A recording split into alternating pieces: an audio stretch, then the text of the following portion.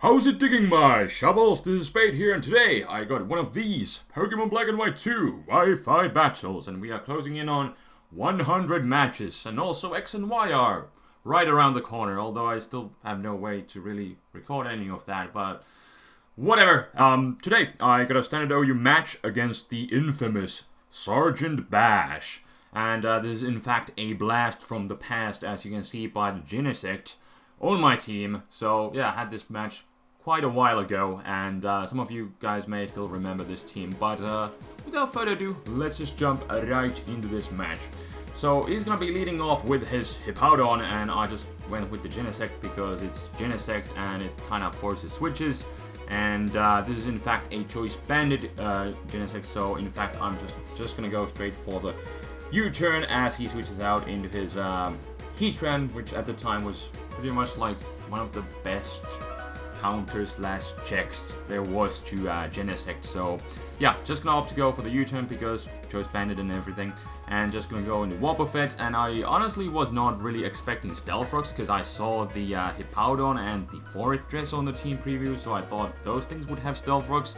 But in fact, his Heatran is the Stealth Rocker, so I went for the Mirror Coat, but now on the next turn, I'm just gonna go for it again as he goes for the Earth Power. I guess he was hoping that the damage I would do back to him wouldn't be enough to knock himself out, therefore he would get another hit, but it doesn't really go according to plan, as the Earth Power still does enough damage to knock him out, especially after his own Life Orb recoil. So Heatran goes down, but now in comes the Rotom W, and I really thought he would try to trick me, because I didn't think he would be able to knock me out otherwise, but judging by the Volt Switch damage, he is most likely Specs, I would say. So maybe with a Hydro Pump he could have knocked me out straight, but yeah, it was kind of surprising that he didn't try to trick me, he just went straight for the attack after seeing my Mirror Coating shenanigans. But whatever the case is, he's gonna Volt Switch out, go into his Fortress, and I'm just gonna see what he's going to do, go for the Safeguard, then just lock himself into whatever the move of his choice is. In fact, it is the Toxic Spikes, so just gonna lock himself into that, then switch out and go into my own Fortress, because at this point he has a bunch of hazards up and I would like to get rid of them. And on top of that, he doesn't have a spin blocker, he doesn't have any kind of ghost, so I'm just free to go for the Rapid Spin, get rid of those Stealth Rocks and the Toxic Spikes, and we are good to go. But now he's gonna go back into his Rotom W, and the problem is that he could again go for the trick, or then just Hydro Pump, or Volt Switch, or whatever, so I decided just to go into Wobbuffet to kind of scout and act as a potential death fodder, but he goes for the Hydro Miss, so Wobbuffet gets to see and live another day. And now that I know he is most likely locked into that Hydro Pump, judging by the earlier damage, he's most likely choice Specs, so I will just go into Chansey, because I know I can live a hit definitely, and then just go for the Wish, and then just go from there. But yeah, he's locked in, so there's nothing he can really do, so he's gonna opt to switch out, go into his Hippowdon, and I really thought he would just go for the Earthquake, you know, trying to knock out my incoming Wobbuffet, because it was kind of an obvious switch in. But he actually goes for the Stealth Rocks, and I definitely was not expecting that, because his Heatran was the Stealth Rocker, so he has two Stealth Rockers on his team, which definitely caught me off guard. So I just decided to go into Cloyster instead and just kind of troll him with the King's Rock Icicle Spear, and I do actually end up getting a flinch. I think it ends up being like a 41% chance, something along the lines of that, with the King's Rock and 5 hits that you get with the Icicle Spear and the ability of Cloyster, the skill link. So I actually end up taking out the Hippowdon, which is quite hilarious. But now in comes the My Little Pony, named after Wild Chase, and now Wobbuffet is going to serve as that death fodder, because I don't know what kind of Keldeo this is, and I would like to kind of scout, so I go into Wobbuffet as that death fodder, and it actually turns out kind of bad, because he has the Calm Minding Keldeo. But it is still okay, because I do have Whimsicott here, and I got that priority Encore, and I'm going to just lock himself into that Calm Mind. And this part I'm actually just going to speed up, because there's going to be a bunch of sub-seeding shenanigans, because I'm just going to go for the lead seed. He's now locked into that Calm Mind. There's really nothing he can do. I can, every time he snaps out of the Encore, I can just Encore him again, and then I can just, you know, I just went for the lead seed, and I can get all my HP back as I go for the substitute.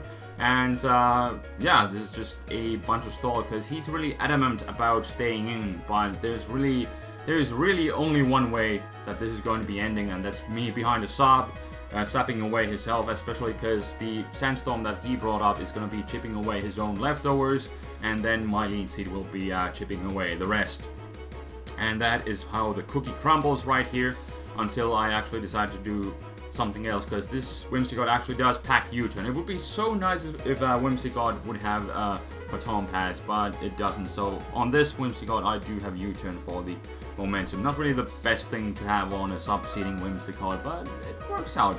And right here, he does switch out right as I go for the U-turn on this Fortress. So we're back caught up, and the stalling shenanigans is now over. And I'm just gonna go into my Fortress again, because I do want to get rid of those pesky Stealth Rocks, so that is what I'm going to opt to do on the next turn. And yeah, just gonna go for the Rapid Spin, which actually does play a role later on this match, as he is going to wall switch out, because that now means that his sturdy ability is now broken, and because he kind of just wasted his Keldeo, his best option really is just to go into Terrakion, but this is a physically defensive Fortress, so I'm not really fearing anything from this Terrakion, and it doesn't even look to be Choice Bandit, so I just get to go for the Gyro Ball, easily knock him out after the defense drop. And Terrakion is now gone, and now he's just gonna go in his My Little Pony, which is like brought down so low on the health so that it can't really do much, and he's just gonna go for the Secret Sword, which does practically nothing. So I'm just gonna go for the Volt Switch, get out of there, actually go into Genesect to snap the attack boost, which is really nice for the Choice Bandit Genesect. Although he's gonna figure it out that I'm most likely Bandit and just go into his Fortress. Not that he would have too many other options anyways, but the Choice Bandit Genesect still carries Flamethrower, and because the sturdy of the Fortress was broken by my Fortress's Rapid Spin, I get to knock him out in one hit, with that Flamethrower being 4 times super effective. And now his last Pokemon is the Choice Specs Rotom, so what I'm just going to do is sack my Fortress, and then just go into Genesect again and go for the Choice Bandit Explosion, and that is going to annihilate the Rotom W, and I believe I end up getting a critical hit. Oh man, that did so much damage. Choice Bandit Genesect for the win, and that will be the game. So, that will be the match, and today, as a question of the day, I would like to ask you, what are your thoughts on Keldeo staying in OU? Because recently, Smogon has been doing suspect testing, and the results came in like maybe about a week ago or so, and it was, I think the results were 68% for Keldeo to stay in OU, and thus, Keldeo will be staying in the OU tier.